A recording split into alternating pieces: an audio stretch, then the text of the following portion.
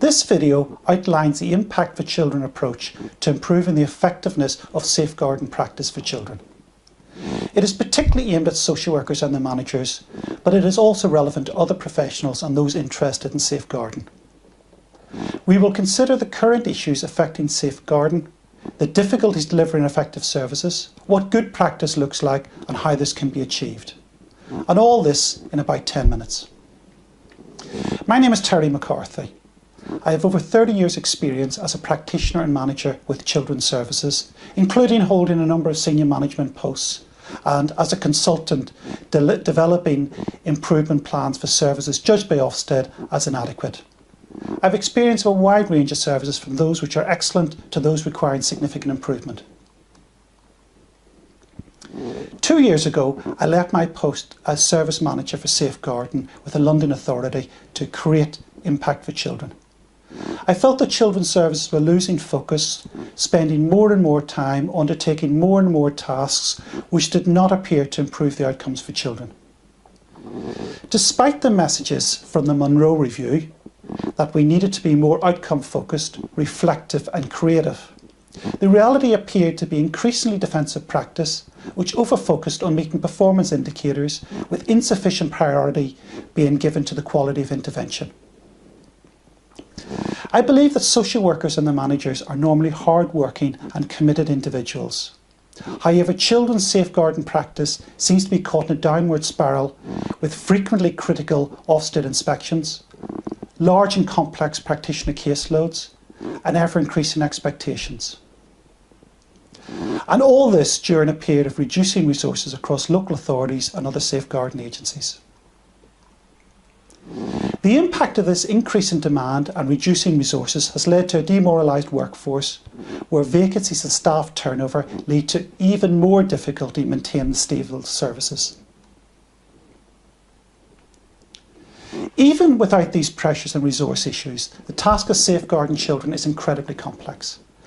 The fundamental reason why children are mistreated almost always relates to the entrenched behaviours or circumstances of parents, family members or others involved with them.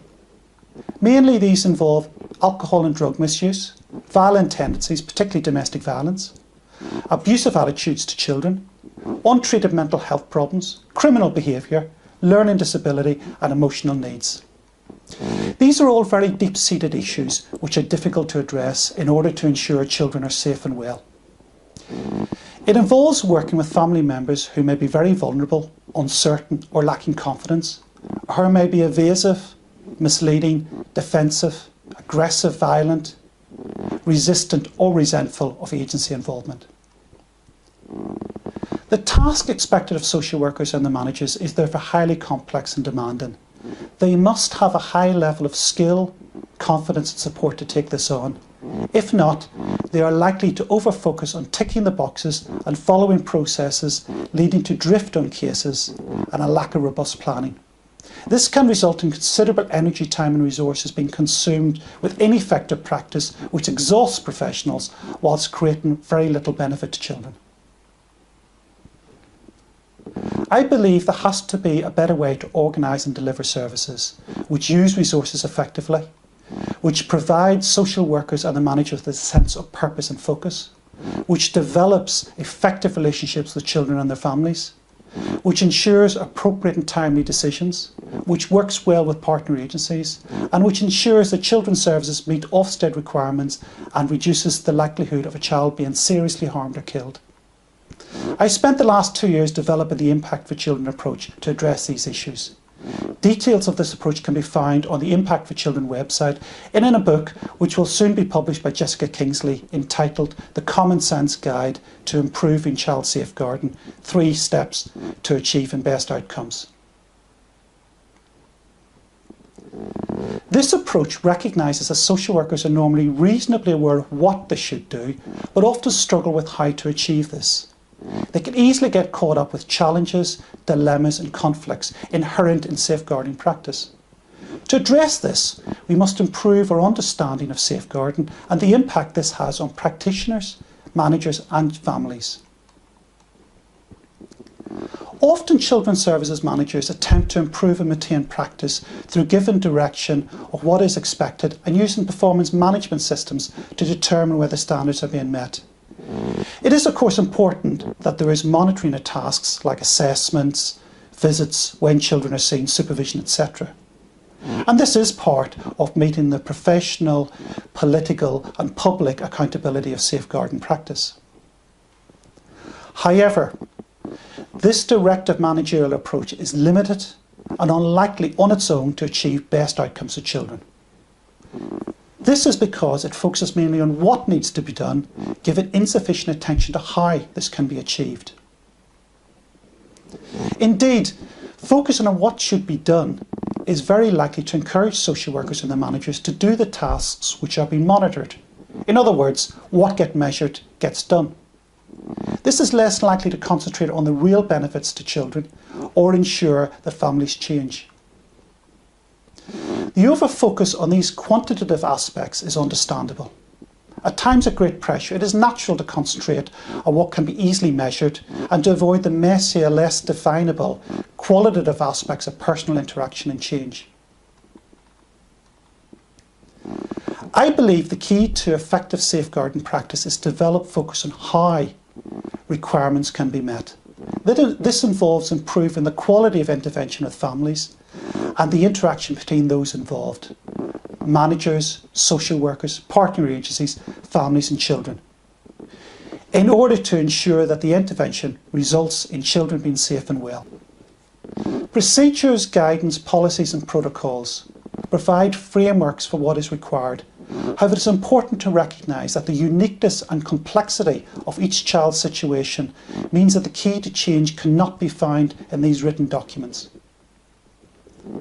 It is essential to engage with families in a manner which helps understand their specific aspects and the choices of individuals which have led to children being mistreated, and define the aspects and choices which provide strengths and opportunities to address this. Social workers and their managers must be part of a children's services culture which nurtures and develops skills, confidence, resilience and support. In this way, they will be able to develop direct, honest, clear and purposeful relationships with families which identify why children have been mistreated, what needs to change, how and when this will be achieved, and the evidence which will demonstrate sustainable progress. This involves social workers and their managers exploring issues, being sensitive and empathetic, and engaging with key individuals. This will require skills in being reflective, critical, creative, responsive, flexible, tenacious, spontaneous and persevering. It would also involve finding common ground with families in order to motivate and inspire them, providing a clear vision of what healthy and good parenting looks like. This is asking a lot of social workers and their managers. In order to enable them to develop practice and thinking, I offer packages of support to children's services which capture action learning, coaching and leadership approaches. This involves discussion and exploration of how best practice can be delivered, identifying what works well and finding ways to overcome the barriers, complexities and difficulties. This is undertaken using a mix of group and individual sessions, case consultation, live observation, practice guidance, audits and surveys. Families and partner agencies are also consulted as part of this work. It's worth highlighting that this process of change and learning for social workers and their managers is very similar to that required of families. They too need to be clear what needs to change, why this is important, and overcome the difficulties in achieving this. So working with professionals in this way will model how they need to relate to families to enable them to change. In addition to this work with social workers and their managers, it is important to examine the culture of the organisation to ensure that this fully supports and enables the development of practice and thinking. This requires considering elements such as managing change, the use of authority, monitoring the quality of intervention, roles and responsibilities, communication, systems and processes. For more information about the Impact for Children approach, please register with the website. This will allow you to download free material on practice issues such as the emotional challenges, dilemmas and conflicts in safeguarding practice, ensuring clarity of involvement with families, and ensuring risks and solutions are continuously evaluated. Or you can download a summary of my forthcoming book, The Common Sense Guide to Child Safeguarding. You will also be able to attend webinars and view recordings and videos. Finally, please feel free to contact me to discuss your own situation and how I may be able to assist. If you found this video helpful, it would be greatly appreciated if you could click "I like this" and maybe share it with someone who may find it interesting. Many thanks for viewing this video.